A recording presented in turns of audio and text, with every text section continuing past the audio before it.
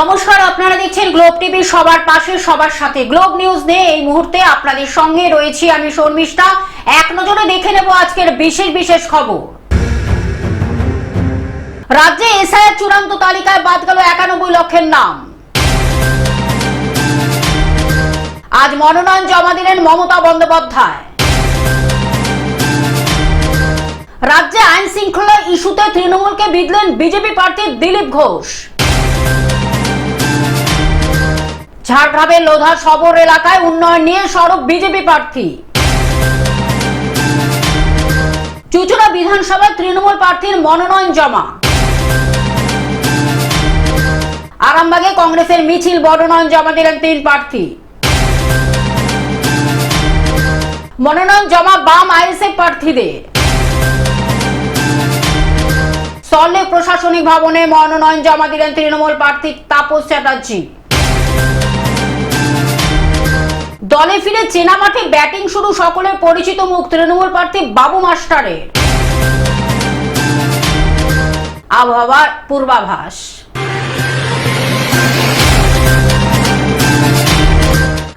রাজ্যে এসআইআর চূড়ান্ত তালিকায় বাদ গেল 91 লক্ষের নাম। রাজ্যে এসআইআর চূড়ান্ত তালিকায় বাদ গেল প্রায় 91 লক্ষ নাম।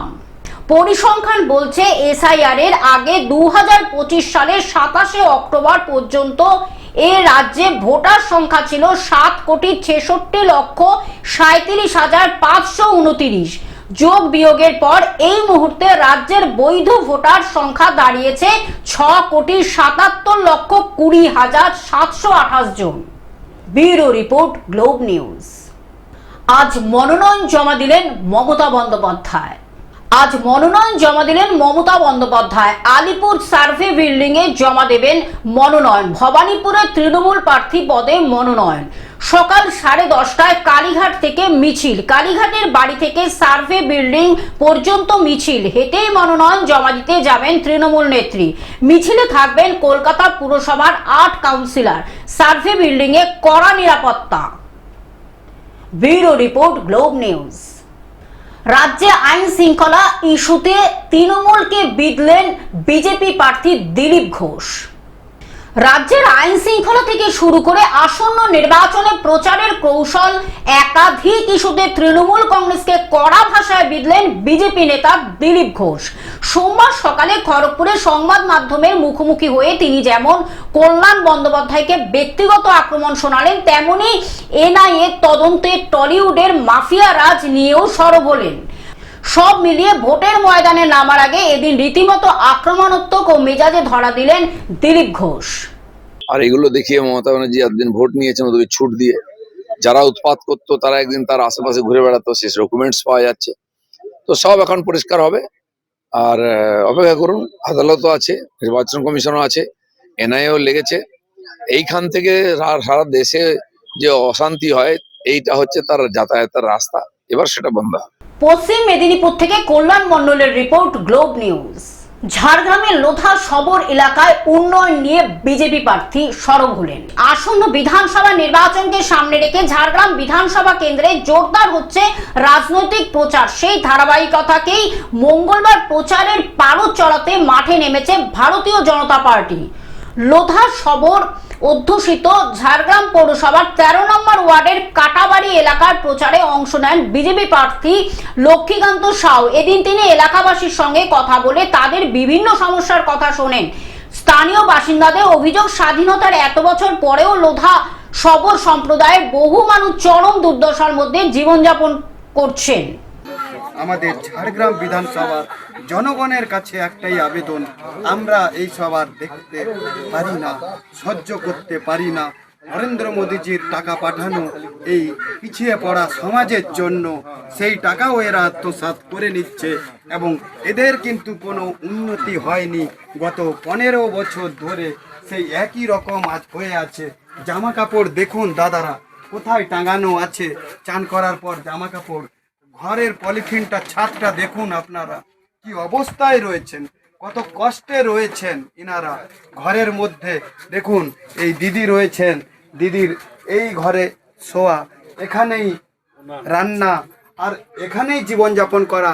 ইনার বাচ্চারা বাইরে খেলতে গেছে আপনারাই বলুন, এটা হচ্ছে ইনাদের উনুন, এই হচ্ছে আমাদের সবর এবং লোধাপাড়া। ঝাড়গ্রাম থেকে অরূপ ঘোষের রিপোর্ট, গ্লোব নিউজ।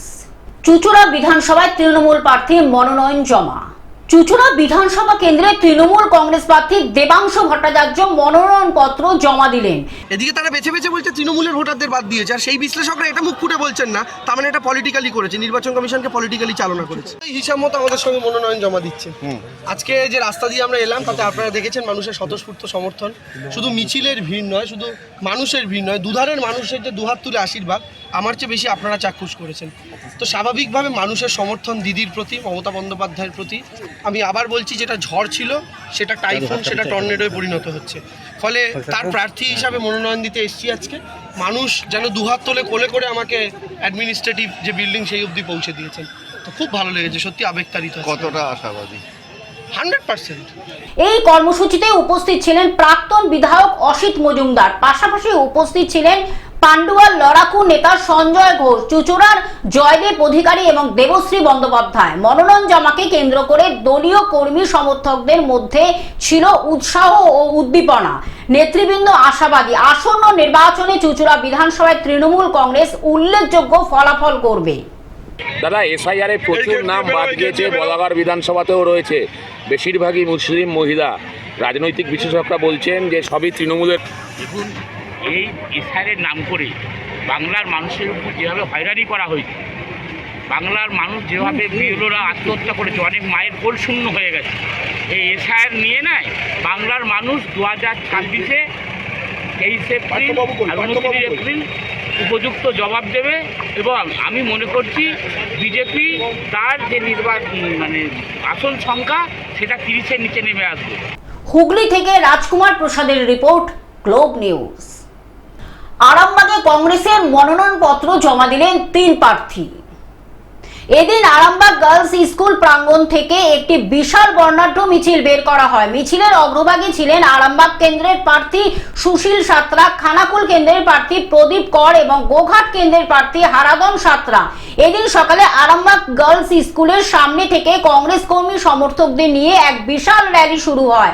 মিছিলে আদিবাসী নৃত্য ও বিভিন্ন বাদ্যযন্ত্রের ব্যবহার ছিল চোখে পড়ার মতন। এই ইলেকশন কমিশন, নির্লজ্জ ইলেকশন কমিশন, সেও বিজেপির সঙ্গ দিয়ে দিয়েছে যে ওই সব নিরীহ মানুষ। আমি তো দেখতে পাচ্ছি আজ এসডি অফিস আমি আজ 7 দিন ধরে পড়ে আছি, কি উদ্ভ্রান্তর মতো তারা ছুটছে। তাদের নাম বাদ পড়ে গেছে, কারণ তারা হয়তো আগামী দিন বুঝছে হয়তো যে আমার আধারের নাম কেটে যাবে, আমার যে সাবসিডি বিভিন্ন যে আছে সেইগুলো কেটে যাবে, বিভিন্ন যে অ্যাকাউন্ট বন্ধ হয়ে যাবে, টাকা তুলতে পারবে না, জমি রেজিস্ট্রি করতে পারবে না, এরকম তারা আতঙ্কে রয়েছে। চক্রান্ত করা হচ্ছে, এটা তো এক ধরনের চক্রান্ত ঘটনা। এগুলো ওরা ইচ্ছাকৃতভাবে এইভাবে মানুষকে হ্যারাসমেন্ট করছে, আর আমরা সেটা সকল জনগণ সেটা ভুগছে। মিছিলটি আরামবাগের বিভিন্ন রাস্তা পরিক্রমা করে নেতাজি স্কয়ারে পৌঁছায়। সেখানে 3 প্রার্থী নেতাজি সুভাষচন্দ্র বসুর মূর্তিতে মাল্যদান করে শ্রদ্ধা জানান। শ্রদ্ধা জ্ঞাপনের পর সমর্থক ও দলীয় কর্মীদের সঙ্গে নিয়ে মহকুমা শাসকের দপ্তরে গিয়ে নিজেদের মনোনয়ন পত্র জমা দেন। জাতীয় কংগ্রেস তো 20 বছর পর নমিনেশন করছে, মানে আমরা খুবই এর জন্য উৎসাহিত যে আমরা 20 বছর পর কংগ্রেস একা লড়াই করার একটা পেয়েছে। সেই জন্যে আমরা কি বলবো, সকল আমাদের কংগ্রেসের যারা উদ্ধত নেতৃত্ব এবং জনসাধারণকে অশেষ ধন্যবাদ। খড়গপুরের সেই সমস্যাগুলো তুলে ধরাই তো আমাদের কাজ। আমরা যদি বিধানসভায় যেতে পারি তাহলে আমরা এই সমস্যাগুলো তুলে ধরব। প্রধান তো অনেক কিছু আছে, ব্রিজের সমস্যা আছে, নালার সমস্যা আছে, নদী সংস্কারের সমস্যা আছে, বিভিন্ন রকম সমস্যা আছে। আরামবাগ থেকে কৌশিক কোলের রিপোর্ট, গ্লোব নিউজ। মনোনয়ন জমা বাম আইএসএফ এর প্রার্থীদের। বাম ও আইএসএফ এর প্রার্থীরা মনোনয়ন পত্র জমা দিলেন উলুবেড়িয়া মহকুমা অফিসে।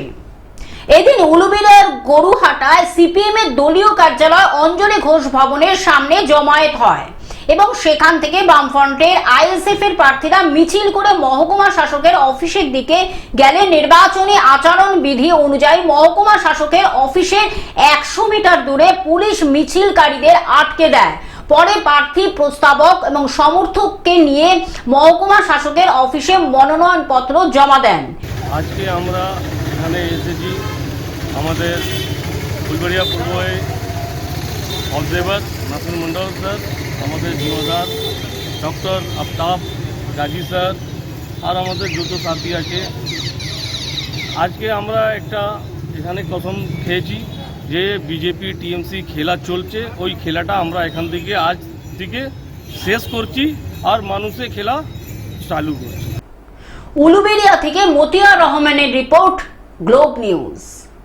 সল্টলেক প্রশাসনিক ভবনে মনোনয়নপত্র জমা দিলেন তৃণমূল প্রার্থী তাপস চ্যাটার্জি। সল্টলেক প্রশাসনিক ভবনে মনোনয়ন জমা করলেন রাজারহাট নিউ টাউন বিধানসভা কেন্দ্রের তৃণমূল কংগ্রেস প্রার্থী তাপস চ্যাটার্জি।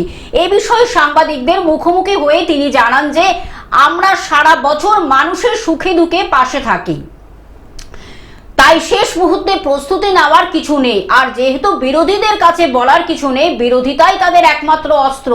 আমরা কাজে বিশ্বাসী, আগামী দিনেও কাজ করে এগিয়ে যেতে চাই। আগামী 4 মে জনগণের রায় তা আবার প্রমাণিত হবে।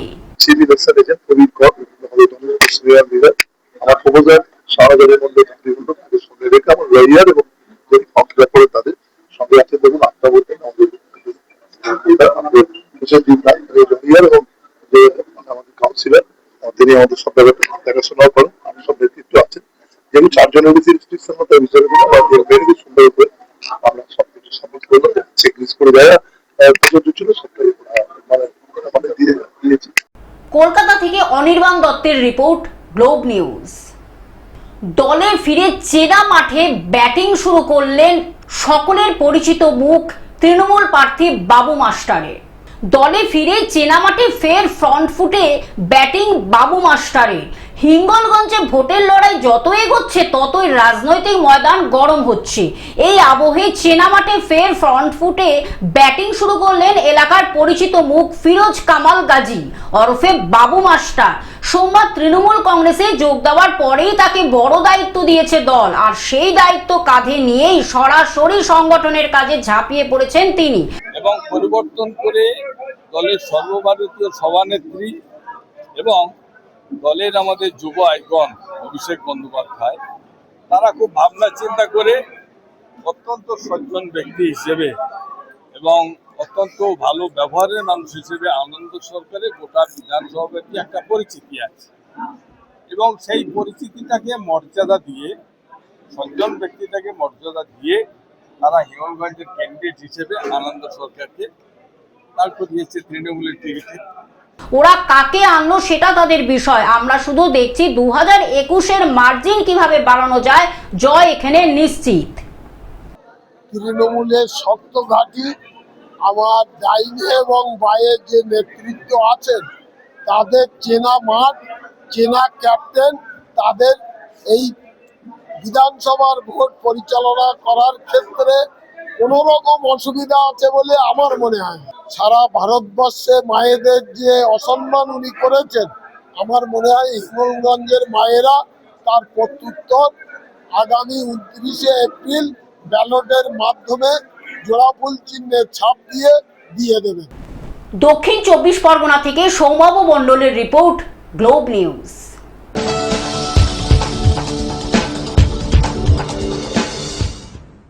আবহাওয়ার পূর্বাভাস। আজও রাজ্য জুড়ে ঝড় বৃষ্টি, কাল পর্যন্ত দক্ষিণবঙ্গে দুর্যোগের পূর্বাভাস। বঙ্গোপসাগর থেকে ঢুকছে জলীয় বাষ্প, বজ্রগর্ভ মেঘ তৈরি হয়ে প্রবল ঝড় বৃষ্টি, 60 কিলোমিটার বেগে ঝড়ের সম্ভাবনা। মৎস্যজীবীদের সমুদ্রে যেতে নিষেধ। উত্তরবঙ্গে শুক্রবার পর্যন্ত ঝড় বৃষ্টি, শুক্রবারের পর রাজ্য জুড়ে হাওয়া বদল, উইকেন্ডে তাপমাত্রা বাড়ার পূর্বাভাস। Bureau report, globe news. Television ছাড়া গ্লোব নিউজ এখন সর্বত্রই সমাজ মাধ্যমে উপলব্ধ। বিস্তারিত জানতে আমাদের টোল ফ্রি নম্বরে যোগাযোগ করুন 180089197444। এছাড়া লগ ইন করুন আমাদের ওয়েবসাইটে www.globetvindia.com। গ্লোব নিউজ এই পর্যন্ত। দেখতে থাকুন গ্লোব টিভি, সবার পাশে সবার সাথে। নমস্কার।